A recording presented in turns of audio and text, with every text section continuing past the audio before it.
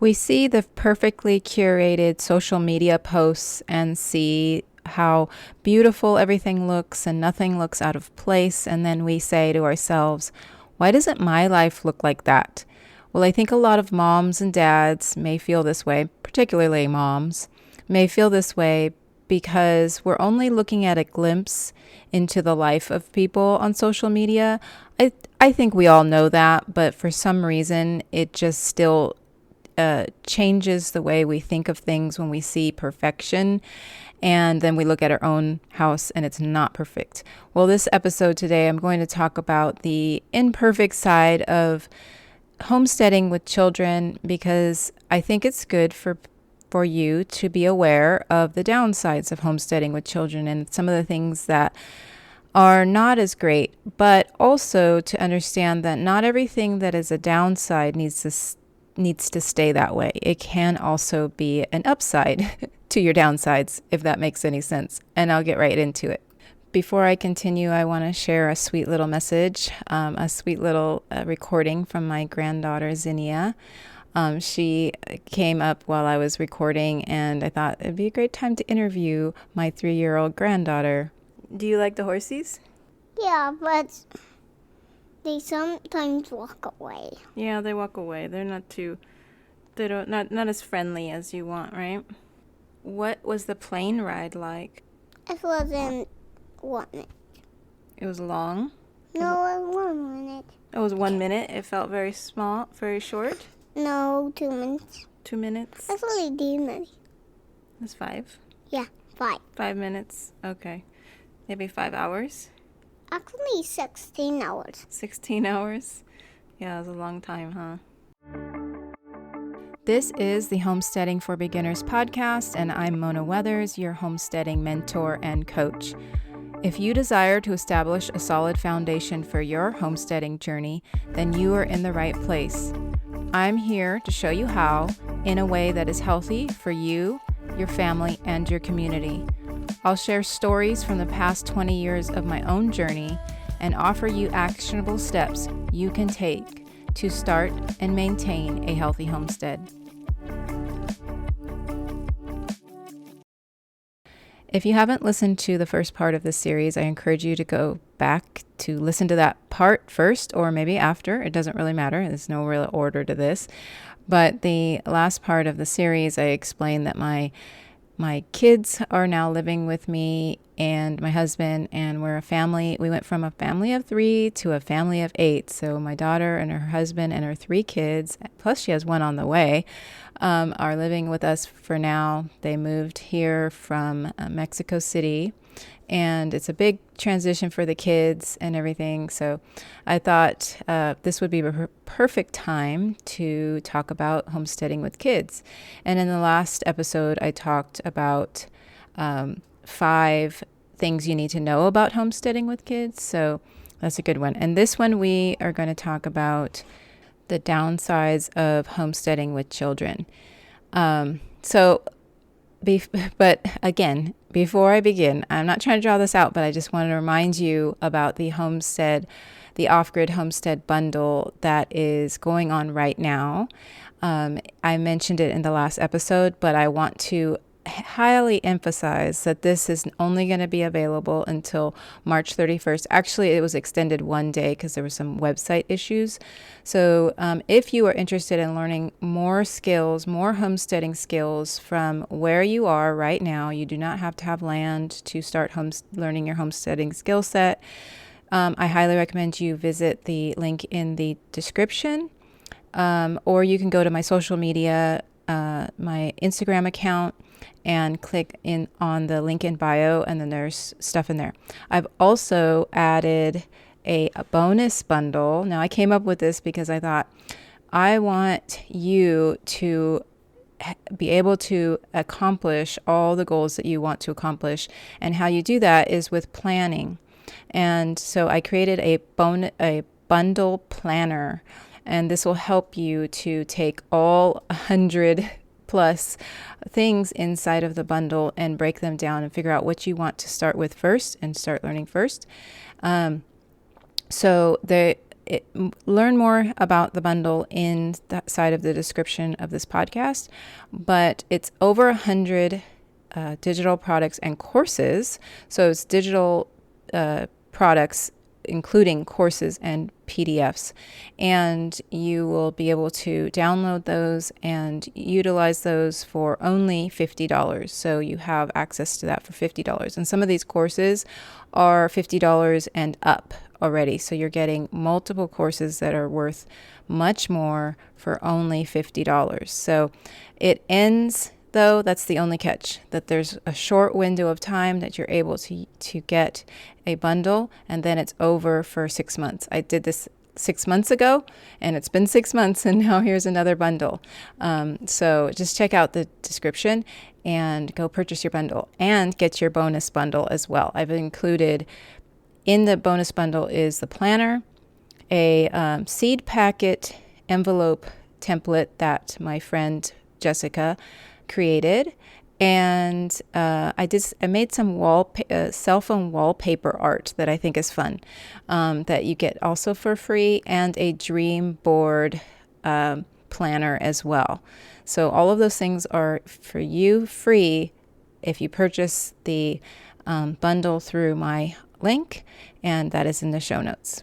Be sure after you purchase the bundle to go back and fill out the form that I have for the free bonus bundle.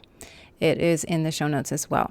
If you have any questions about the bundle, feel free to reach out. I am happy to answer any questions you have. Okay, so now we're going to talk about 3 downsides to homesteading with children. Here we go.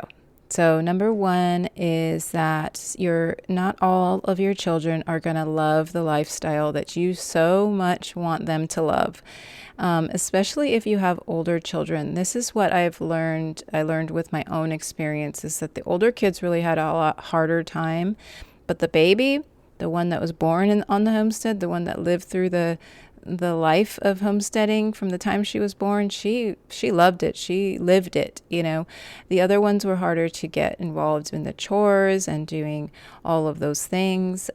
So just know that if you're starting your homestead journey and your kids are like a little older, even if they're like 5 or 6, they might not at first enjoy it as much as you think that you want them to, and that's completely normal. I didn't push the lifestyle on my older kids. I kind of took on a lot of the responsibilities. I would require them to help me other ways, but it wasn't like the farm stuff. That wasn't something I required them to do. The baby, who was born, by the time she was like 7 years old, she was milking goats with me. I mean, it just is a different type of thing. And yes, I could have had made the older kids do things, but I didn't want the homesteading lifestyle to be something that they looked back on and didn't like. So I didn't push them for that. So just realize that it's completely normal if not all of your kids love the journey. They might ease into it. So my oldest was probably the least interested. I don't know if I would say the least interested, but she was a lot older, so she was into her teenage things. And now she's a mom, and she wants this for her own children. She wants this kind of lifestyle, this wild and free, the way her sister was raised. She wants that for her kids. So you see, it could come back to where they look at, when they grow older, and then they see that this is the lifestyle they want for their own children. Okay, so number 2 would be it may take a while for them to understand, especially if you're coming from a city type situation and you want them to turn into country bumpkin kids, but the transition is not quite there because they're not used to going outside and being bored and doing that kind of thing. But I feel the longer you let the boredom time last, the more likely they will figure out how to not be bored and figure out how to use their imagination. And so that's kind of like a benefit to being in a quiet place. You have to actually start thinking about things that you could do to entertain yourself that's off of electronics and things like that. So there's a chance that there will be this time where that your child will not like the boredom In my last episode, I talked about your children will learn that being bored is not a bad thing. Well, they kind of have to go through a period of being bored in order to learn that there's benefits when they are not constantly being stimulated, that they can actually find ways to be creative and use their imagination and things like that. So just know that your children may not enjoy the transition from understanding that boredom is not a bad thing. And another thing somebody used to tell me, one of my friends used to tell me that she told her kids, and then I started telling my kids when they said they were bored. She would say, "Oh, good, you're learning how it is to be an adult. There's a lot of bored times when you're an adult. There's a lot of times you have to be bored when you're an adult, so you're learning what it's like to be an adult." It probably sounded better than that. Like, I'm not executing it right, but the whole point was everybody's bored. Everybody has bored times. It's what we do with that time. It's how we fill that time that matters. So that would be number 2. Another downside is that you'll have, if you're moving to a homestead with property, the amount of dirt that comes from outside, inside, it just happens, okay? Unless you want to be ultra clean mom, just understand that, or dad, understand that this is just part of it. The dirt will come inside, and a lot of times the dirt has manure on it. You can set up things to help your kids, like clean off their boots or take off their boots before they come in, but coming in the house muddy was a regular occurrence for my youngest daughter. She often came in muddy. She was like a messy little child, but it was, in one way, it was like the good messy. It's the good dirt, it's the soil. It means that she was playing and being creative, and she was touching nature. And to me, that it was just beautiful. Actually, I liked seeing her dirty. But like that, like dirty from playing and dirty from being outside. There were times if there was a puddle, she would definitely get over dirty, but those weren't the greatest. But I did enjoy seeing the dirt. The amount of dirt she played with was a good sign for me that she was living a good life. So those are just 3 of the downsides. I don't want to overwhelm, and there's parts of our journey that had more downsides because we also homeschooled, so it was more of an isolation issue, and some of the things that the kids didn't get to do sports, but they had other experiences. So you kind of have to weigh those things with, whether you want them to do this versus that. It's each individual parent's decision, and I just think each parent just needs to make those decisions for their kids. So I tried to raise my kids as well-rounded as possible, and that was always my goal. I wanted them to be kind and to be explorers and to love learning. That was the most important thing for me. My parents taught me to love to learn, and I just wanted to make sure that was throughout my whole raising, and my husband raising our children, that they loved to learn, that curiosity was the part that they would want to fill. They'd want to fill their curiosity. And all of my kids are that way. So I think we did well. I hope you enjoyed this episode, and I thank you so much for listening to this podcast. I've been really enjoying sharing this podcast with you, and hopefully you are taking away things that are beneficial to you. This podcast has been something that my focus has always been on you. Like I'm trying to help you accomplish your goals as fast as you can in a way that is healthy for you, your family, and your community.